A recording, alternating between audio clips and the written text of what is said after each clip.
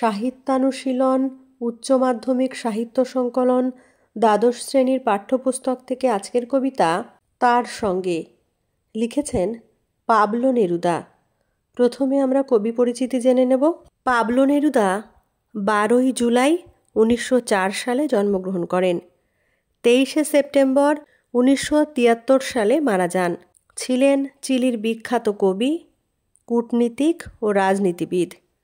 তার প্রকৃত নাম নেফতালি রিকার্দো রেয়েস বাসোয়ালতো।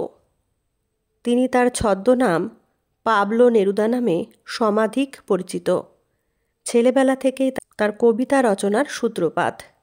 তার বিখ্যাত কাব্যগ্রন্থ 20 love poems and a song of despair. 1943 খ্রিস্টাব্দে তিনি কমিউনিস্ট পার্টিতে যোগ দেন। প্রতিবাদী কবিতা রচনার পাশাপাশি লিখেছেন পরাবাস্তববাদী কবিতা, রাজনৈতিক ইস্তাহার। 1950 খ্রিস্টাব্দে তিনি আন্তর্জাতিক শান্তি পুরস্কার পান। 1971 তাকে সাহিত্যে নোবেল পুরস্কার দেওয়া হয়। এই কবিতাটি শক্তি চট্টোপাধ্যায় অনুদিত পাবলো নেরুদার শ্রেষ্ঠ কবিতা থেকে নেওয়া। কবিতা তার সঙ্গে।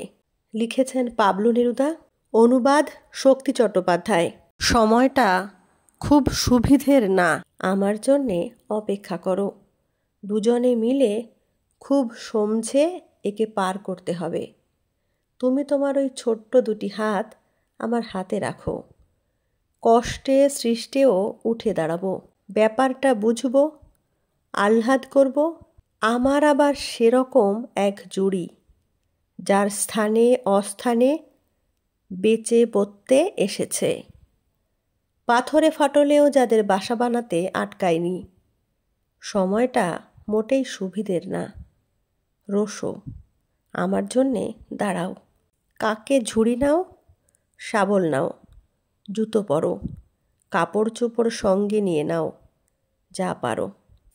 এখন আমাদের একে অপরকে লাগবে, শুধু কার্নেশন ফুলের জন্যে না, মধু তালাশের জন্যেও না।